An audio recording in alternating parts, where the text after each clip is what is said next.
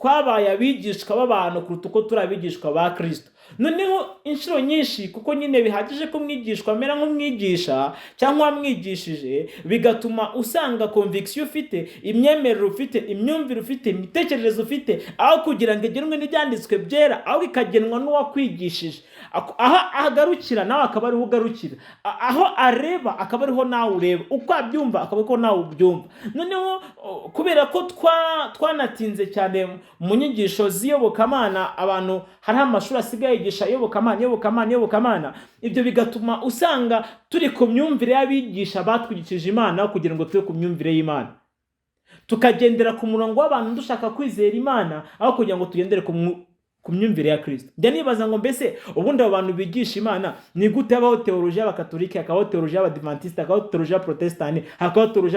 Izo teoloji zigisha iki? Zigisha Imana imwe, none se ko zivuga ibitandukanye?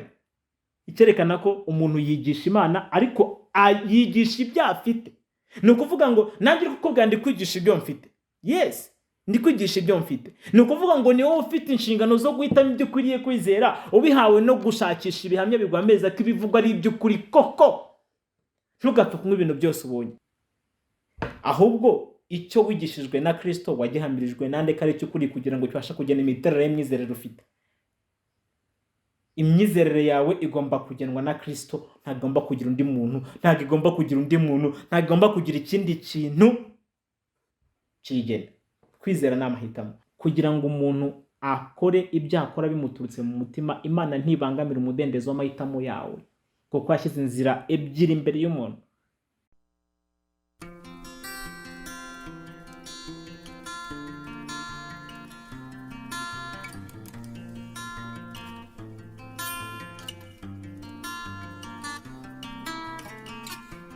Ncuti mukundwa n'umwami wacu Yesu, tubahaye ikaze nanone ku nyubako y'agakiza. Tunejejwe nuko mwongeye gufata umwanya wanyu kugira ngo mukurikirane ibyigisho by'iyi nzu yitwa Gakiza, ikwiye kuzura, igasakarwa, igakingwa, ikarindwa kugira ngo ye kononwa n'ibihe ibyo ari byo byose agakiza kanyuramo. Burya twagenze urugendo rurerure cyane, uhereye igihe agakiza katangiye ukageza ubu ngubu. Agakiza kahuye n'ibintu byinshi, ariko nubwo kahuye na byinshi, karacyafite ubushobozi bwo guhuza umuntu n'Imana, ko kuzashyikiriza Kristo umugeni. Ubwo bwugamo, ubwo bwihisho bufite umumaro wo kuzahuza umugeni na Kristo. Imana itugirire neza.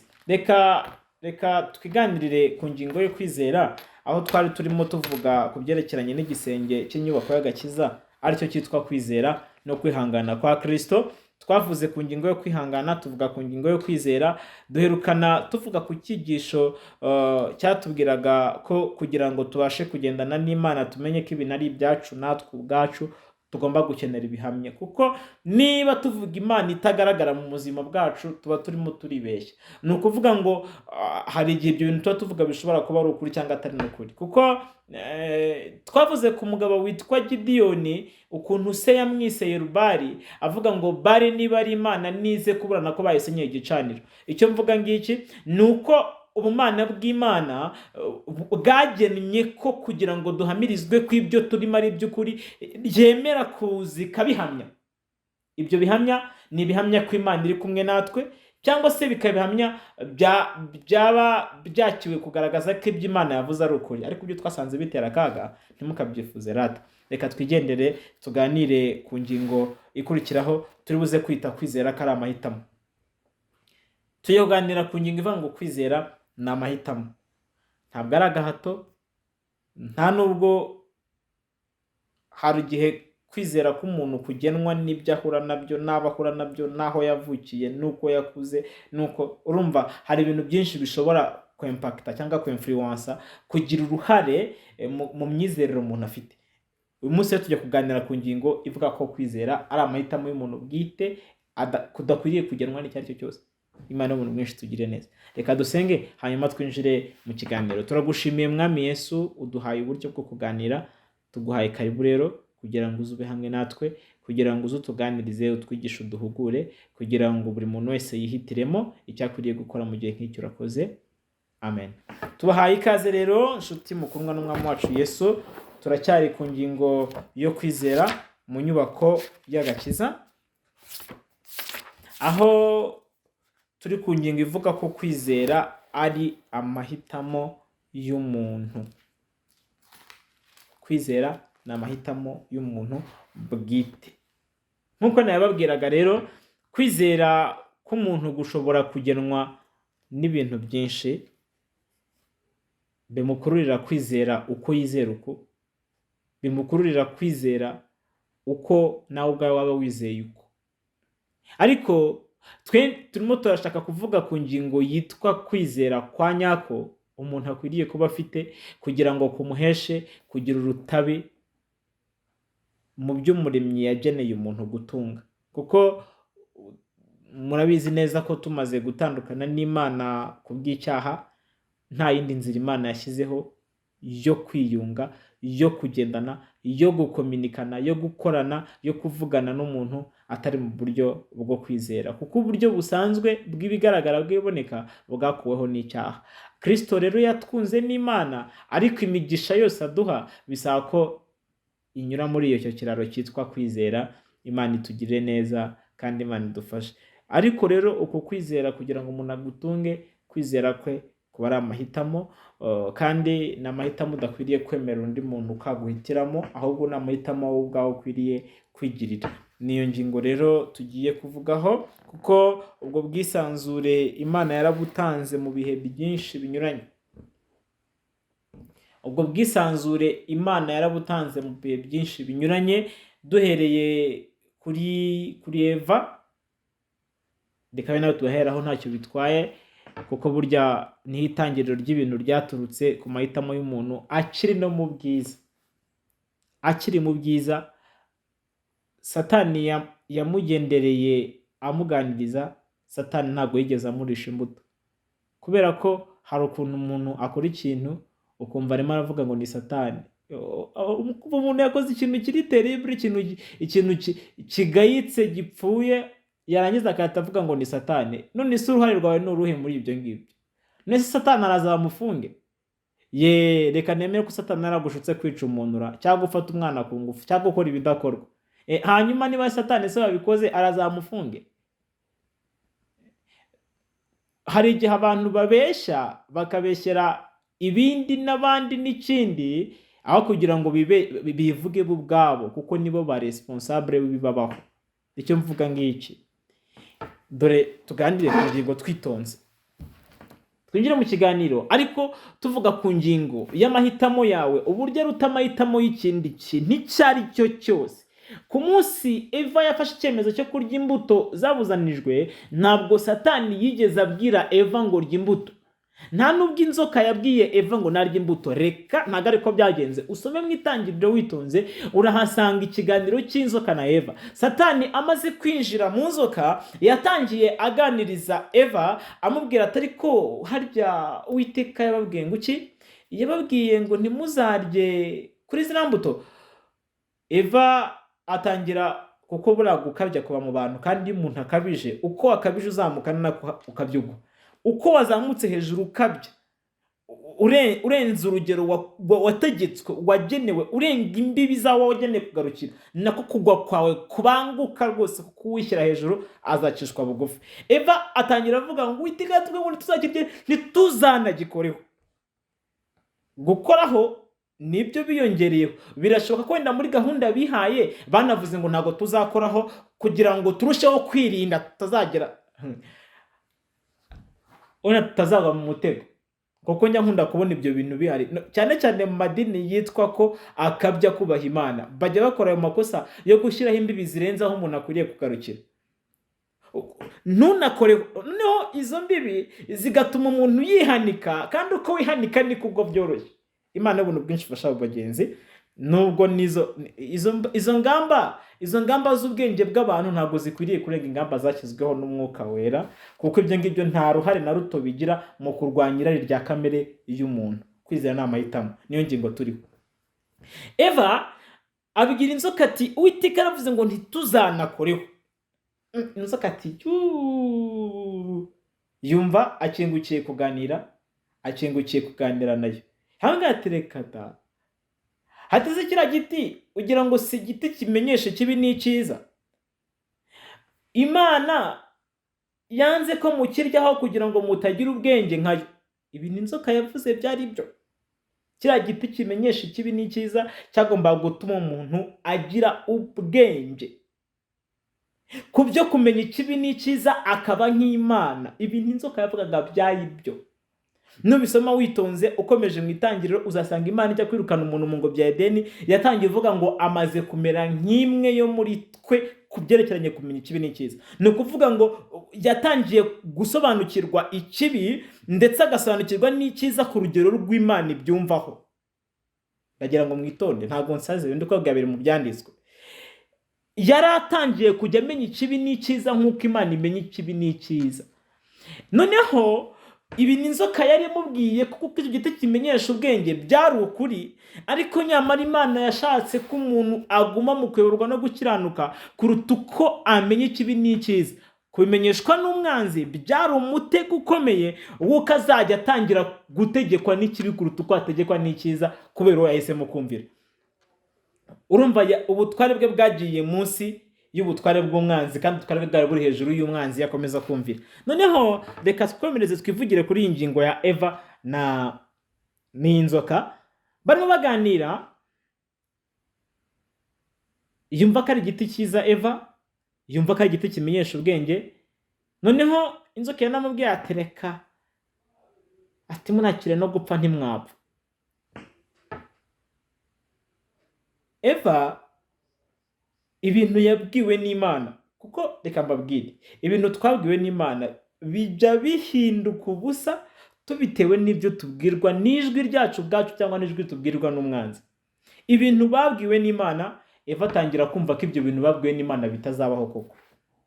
Uko gupfa yumva ntabwo kuzabaho, kandi kubyumva arabyemera koko.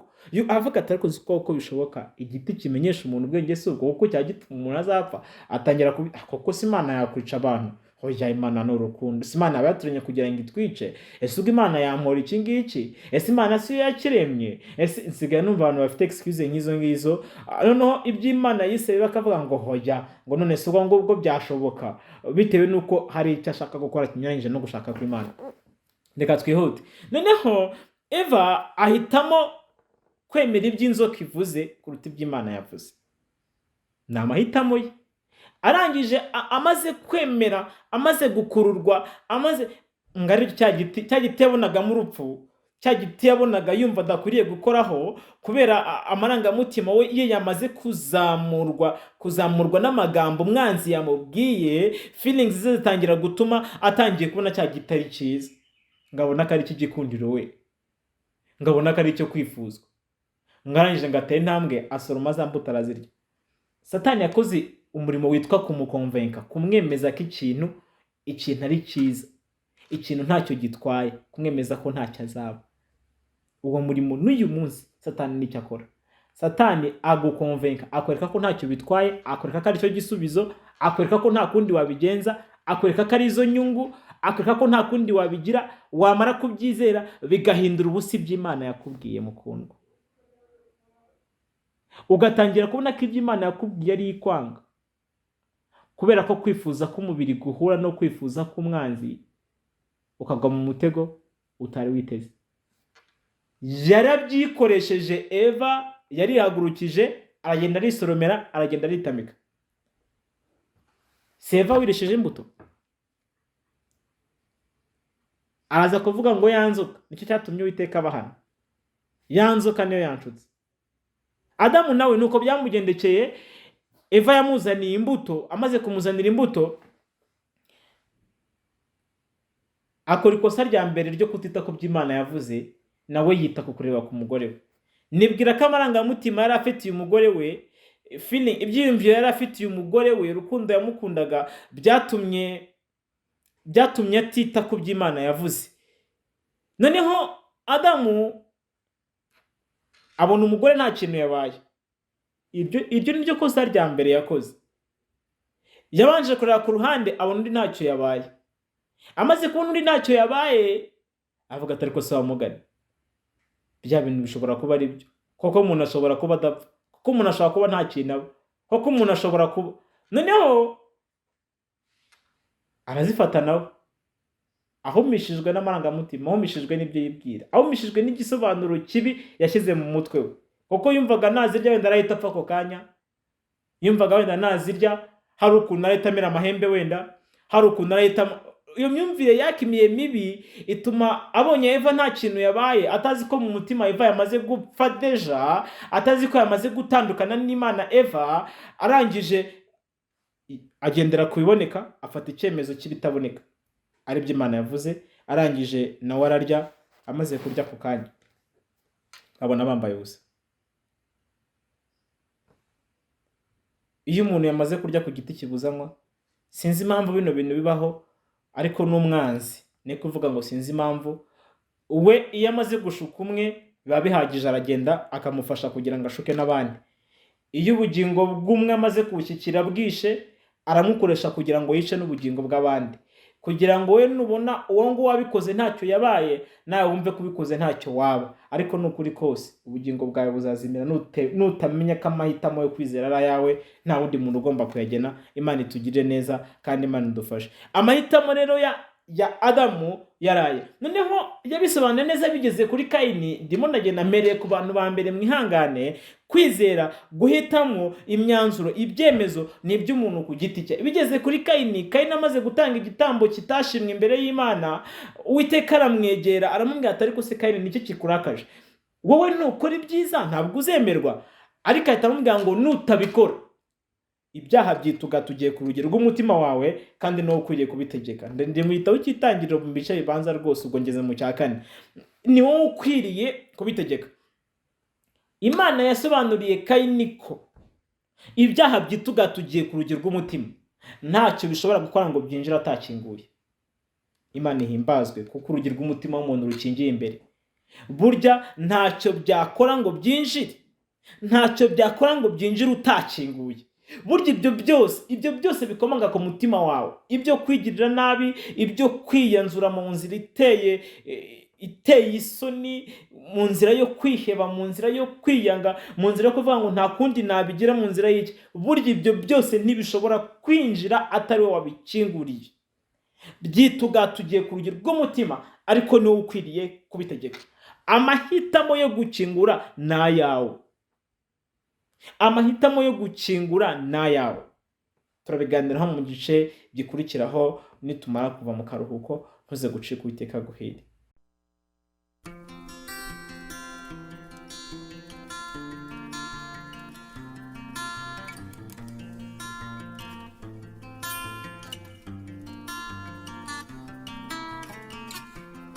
Turagarutse Ncuti, mukundwa n'umwami wacu Yesu. Twari turimo tuganira ku mahitamo kuri Kayini, uburyo Imana yamumenyesheje ko ari ukwiriye gukingura ku byakomangaga cyangwa se agakinga. Ibyo ngibyo biraza natwe bikatwereka ko ari twe dukwiriye gukingura cyangwa gukinga ku bikomanga ku nzugi z'imitima yacu, kugira ngo tubyemerere bidutegeke. Kuko babagire, iyo ibyaha wemeye ko byinjira, ko bitegeka ntabwo bishoboka. Ubitegeka gusa igihe bikiri hanze. Iyo byinjiye ntubasha kubitegeka. Kandi ntabwo ari byo gusa, no kwizera iyo ugukinguriye nako kuragutegeka. Ibyo ni ukuvuga ngo ibyo wemera, ibyo wizera, iyo wemeye kubikingurira automatically biragutegeka, keretse iyo utarabikingurira. Kubikingurira ni ukwemera ko ari byo bya nyabyo, ni ukwemera ko ari byo kuri koko. Iyo ukibikingurira biragutegeka. Iyo ukibikingurira biragutegeka.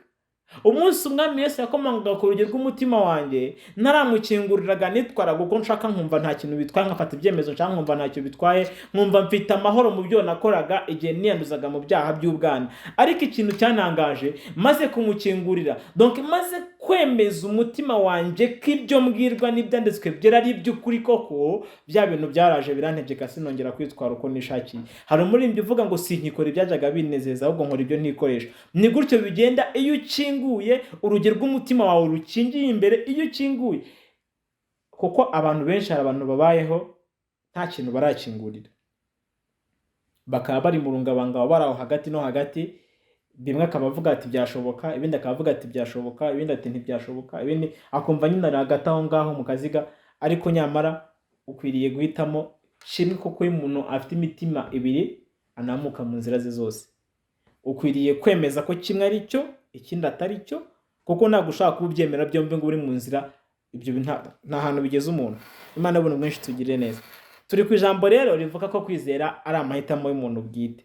Kuri iyi ngingo rero y'amahitamo umuntu akwiriye kugira, nabanje gusobanura ku ngingo y'abatubanjirije ngo twumve ukuntu kwizera bagiye bahitamo kwizera cyangwa se kwemera nta ngufu, nta pressure, ni wowe ubihitamo.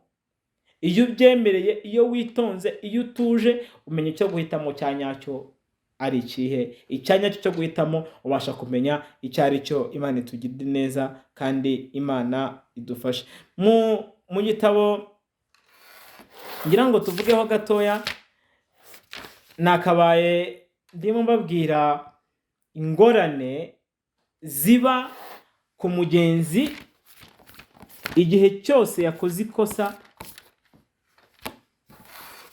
byo kujyanwaho umunyago cyangwa se we akagira abo ajyanaho umunyago. Mu gice 13 cy'ibyahishuwe ku murongo waho wa 9 n'uwa 10 handitse ngo ufite ugutwi niyumve. Nihagira ujyana abandi h'umunyago, nawe ubwe azajyanwaho umunyago. Kandi uwicisha inkota nawe akwiriye kwicishwa indi.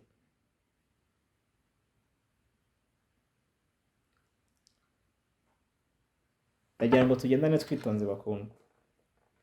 Kuri iyi ngingo hari ibintu bishobora kujyanaho umuntu umunyago, hari umuntu ushobora kujyanaho undi umunyago, hari igihe gishobora kujyanaho umunyago, hari ibintu byinshi bishobora gutuma wizera uko.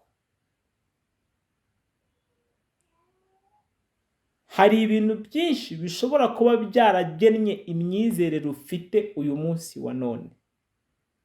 Ariko ndimo navuga ngo mbese kwizera ufite uyu munsi ni weho waguhisemo, cyangwa ukugenerwa n'igihe, ukugenerwa n'itorero n'idini ubamo, ukugenerwa na sosiyete ubamo?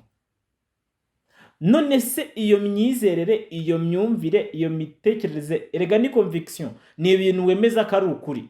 Nibyo nibo ndita kwizera, nuko nabivuze nda mu mvugo ya Bibiliya cyane, ariko mu mvugo yagutse ni convictions, ni ibyo uhamya ko ari ukuri mu buzima bwawe bwa buri munsi. Navuga ngo mbese ibyo bintu wemera ko ari ukuri ni weho wabihisemo cyangwa ni ikindi kintu cyabikugeneye? Umuntu ashobora kugira imyizerere igenwa n'igihe, ashobora kugira imyumvire igenwa n'igihe, ashobora kugira imitekerereze igenwa n'igihe, ashobora kugira convictions igenwa n'igihe. Hahandi ubwira umuntu akatakuvuga ngo ibyo byari ibya kera. Ni ukuvuga ngo imyumvire y'igenda iba updated. Ngira ngo mukunda kubibona mu isi igezweho, ibintu byose by'iyi minsi biravugururwa, nta kintu kiriho kihame, ibintu byose biravugururwa. Ariko nkavuga nti se imyizerere ufite nawe igenda ivugururwa n'igihe? Ese wayihisemo? Ese wayihisemo ukurikije iki? Imana y'ubuntu bwinshi tugirire neza. Nari ndimo nshaka kugira ngo wongere ugenzure imyizerere ufite, urebe ikintu cyayiguteye. Imana y'ubuntu bwinshi tugirire neza kandi Imana idufashe. Dusomye ijambo rivuga ngo ujyana abandi iminyago nawe azajyanwaho umunyago. Wenda ushaka kumva ko uruhare ari urw'umuntu wakoze ikosa ryo kukujyanaho umunyago, cyangwa se ukavuga ati kosa ni rya kiriya kintu kintwaje igitugu, ni cya, reka mbakagero gato kugira ukuntu gitwaza umuntu igitugu cyangwa kikamujyanaho umunyago. Igihe Samariya hari inzara, higeze kugira igihe aho igihe cy'inzara gitwaza abantu igitugu pe, ibyo abantu bizeraga barabireka, abantu batangira kurya inyama z'abana babo. Byari biri ku rugero rwaho n'umubyeyi ubyara ya yindi yanyuma isohoka ayihisha mugenzi we kugira ngo atayimucuraho. Igihe cyabatwaje igitugu, nibyo umuntu yumvaga ko ari bibi yemera kubikora. Uri kumva icyo ndi kuvuga, ukuntu igihe gishobora gutwara umuntu umunyago. Inzara ituma akora ibyo atagombaga, ibyo atemeraga. ariko biravanga iyo umuntu agamburiye mu makuba n'ubundi gukomera ko kuba kwari ubusa, bya bintu buryo butabyemeraga. Uzi ko Imana yatabaye bigeze aho abantu bagiye kuburana ibwami bavuga ngo umwe yambwiye ngo turye umwana ariko tubanze uwanjye ejo tuzakurikizeho uwe tugiye kurya uwaramuhisha. Byari biri ku rugero ruri aho ngaho, umwami ashimura imyambaro ye ariko ibaze uwo mugore bariye umwana we bwakeye ibyo kurya biboneka i Samariya. Ubwo si ubwo abandi bari baraziganye abana babo barihangananye nabo, we yitwaye ate mu gihe ibyo kurya byabonetse we yarariye umwana we? Imyumvire tugira, imyizerere tugira bisaba ko dukwiriye kugenzura niba koko itagenwa n'igihe, kuko hari igihe ushobora kuba wizera ibintu kwako igihe ari cyiza, igihe cyaba kibi bigahinduka. Ibyo rero rwose ntabwo kwizera Imana ari gutyo gukwiriye kuba kumeze, kuko kwizera Imana kuduhata ko ntiguhinduka, kuko gushingiye ku Mana wizeye idahindurwa n'ibihe. Imana itugirire neza kandi Imana idufashe. Reka twigire imbere gatoya. Igihe ntigikwiriye kugutwaraho umunyago, kandi nta n'umuntu ukwiriye kubaho agena imyizerere ufite. Umwami Yesu avuga aca umugani mu gice cya 15 cya Yohana, ubutumwa bwiza, yarimo avuga ngo njyewe ndi umuzabibu w'ukuri namwe muri amashami. Ndi umuzabibu w'ukuri, data ni nyirawo uwuhingira. Ndi umuzabibu w'ukuri namwe muri amashami. Ishami ryose ritaguma muri njyewe ntabwo ribasha kwera imbuto n'ibindi n'ibindi n'ibindi. Hano Yesu yadusobanuriye neza ko kwizera kwacu kugomba kugenwa nawe. Icyo mvuga ni iki? Kwizera niko gutuma dushamika kuri Kristo, niko gutuma tumwegera. Ariko hari igihe usanga imyizerere dufite tuyikomora ku bantu batwigishije ubutumwa bwiza. Muri iyi minsi bwo hadutse ikintu cya discipleship, umuntu kumva aravuga ngo ndi umwigishwa wa runaka, ndi umwigishwa wa runaka, ukumva ndi umwigisha wa apotre runaka, ndi umwigisha wa bishop runaka, ndi umwigishwa, ukumva mbega twabaye abigishwa b'abantu kuruta uko turi abigishwa ba Kristo. Noneho inshuro nyinshi, kuko nyine bihagije ko mwigishwa amera nk'umwigisha cyangwa wamwigishije, bigatuma usanga conviction ufite, imyemerere ufite, imyumvire ufite, imitekerereze ufite, aho kugira ngo igenwe n'ibyanditswe byera, aho ikagenwa n'uwakwigishije. Aho agarukira nawe akaba ariho ugarukira, aho areba akaba ariho nawe ureba, uko abyumva akaba ariko nawe ubyumva. Noneho kubera ko twanatinze cyane mu nyigisho z'iyobokamana, abantu hari amashuri asigaye yigisha iyobokamana, ibyo bigatuma usanga turi ku myumvire y'abigisha batwigishije Imana kugira ngo tube ku myumvire y'Imana. Tukagendera ku murongo w'abantu dushaka kwizera Imana aho kugira ngo tugendere ku myumvire ya Kristo. Njya nibaza ngo mbese ubundi abo bantu bigisha Imana ni gute habaho teoloji y'abakatolike, hakabaho teoloji y'abadivantisite, hakabaho teoloji y'abaprotestani, hakabaho teoloji.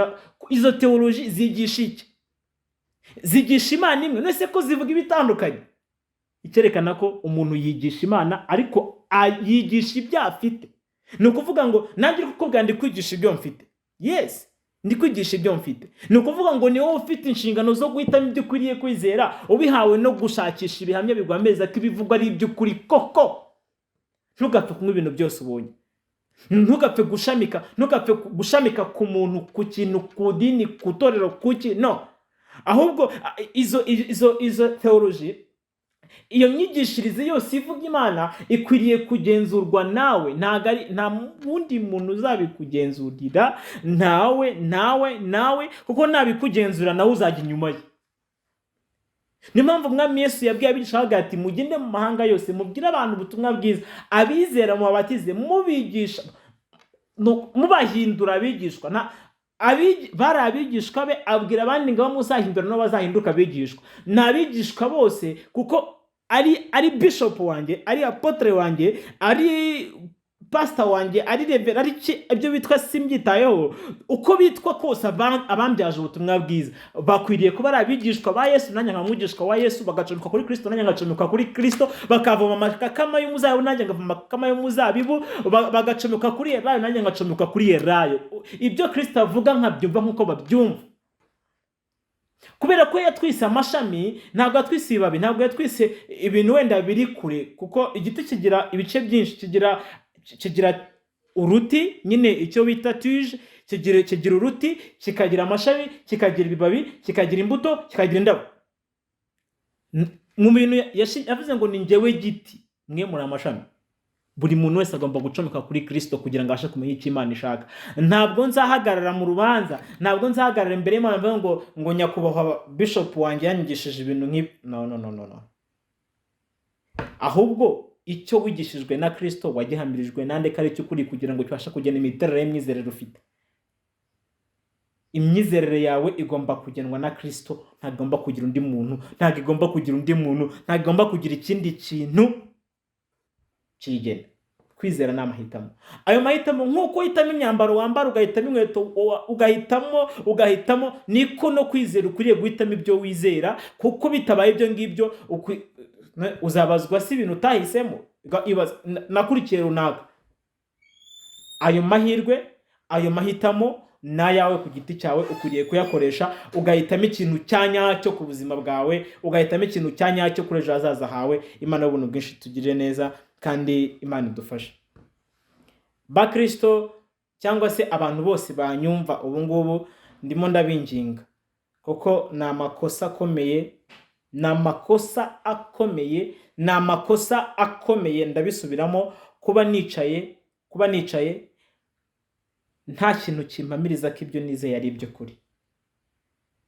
Icyo ni icyigisho twaganiriye ubushize, cyitwa kuri YouTube yawe, nugishaka urasanga cyanditseho ko ari kubeshwaho n'ibitaboneka. Noneho icyo ndimo mvuga kuri iyi ngingo ni ukugira ngo wumve neza ko ufite amahitamo yo guhitamo ibyo ushaka kwizera, kubera ko uvuka wenyine, ugapfa wenyine. Iyo wishimye wishima wenyine, iyo ubabaye ubabara wenyine. Nubwo inshuti zakwereka ko mwishimanye, nubwo inshuti zakwereka ko mubabaranye, ariko umutima wose wimenya aho waba mubabaro kimwe n'umunezero. Ni ukuvuga ngo ibyawe, ubuzima bwawe ukwiriye kumenya uko ubuhitiramo, uko ubugenza, kuko ari wowe uzabazwa ibyabwo. Imana y'ubuntu bwinshi tugirire neza. Ni amakosa akomeye kuba ushobora kuba ufite imyizerere uhabwa n'abantu, aho kugira ngo ugire imyizerere uhabwa na Kristo, ari we nyiri ukwizera, kuko biratubwira ngo dutumbira Yesu wenyine, ari we banze ryo kwizera, ari nawe gusohoza rwose. Imana y'ubuntu bwinshi tugirire neza kandi Imana idufashe. Ndabinginga rero kubw'imbabazi z'Imana bakundwa, nshaka no kugarukira aha kuri iyi ngingo y'amahitamo. Ntabwo Imana izagufata ku ngufu nk'uko itabikoze kuri Yona. Hari igihe kuba abantu batekereza ko wenda rojo nagiye nene watabishaka aruko Imana amufashe ku ngufu. Parito, ntabwo Imana yagize ifata Yona ku ngufu. Yagerageje kumukonvenka, yagerageje kumwumvisha ko akwiriye kujya inenewe. Igihe Yona atabyumvaga, yafashe icyemezo cyo guhunga. Afashe icyemezo cyo guhunga, Uwiteka niko kohereza ishuheri mu mazi. Nese ko yatategetse umutima wa Yona ngawuhindure uko ashaka, ahita abyiyumvamo, ahita abyemera, ahita avuga ati ngiye nenewe kubabwira. Reka da, kugira ngo umuntu akore ibyo akora bimuturutse mu mutima, Imana ntibangamira umudendezo w'amahitamo yawe, kuko yashyize inzira ebyiri imbere y'umuntu. Kuki Imana yanyuze kure ikajya gukoresha umuyaga, ikajya gukoresha nawo mu bwato, bakajya kujugunya Yona mu nyanja, bakajya ku urufi rukaza kumumira, Yona aza kuza kwitekerezaho, aravuga ati ariko uzi ko umuntu iyo yimuye Imana ibabarira, burya uzi ko abakoze ikosa, uzi ko nanjye mbonye ko nkeneye imbabazi hanyuma y'ibyo nakoze byose. Atangira gusengera mu nderufu iminsi 3, Uwiteka amuha amahirwe yo kongera kuba haragenda arababwira. Kuki atahinduye umutima we ku ngufu ngo ngabyizere ngabyemere, ariko utangira kumva kubwira ngo Imana izazihindura umutima wanjye. No, ni amahitamo yawe, ni wowe ukwiriye kubigenzura, ugahitamo icyo ukwiriye kwemera kugira ngo ukunde ukigenderemo. Ntabwo ibyo bintu Imana izabigukorera, ni wowe uzabihitamo nshuti. Yesu abigufashemo. Reka dusenge. Turagushimiye Mwami Yesu ko dukunda, kandi turakwinginga kugira ngo ijambo ryawe twigisha riduheshe guhitamo byanyabyo, guhitamo igikwiriye cyo gukorwa. Mu izina rya Yesu dukunda, urakoze. Amen.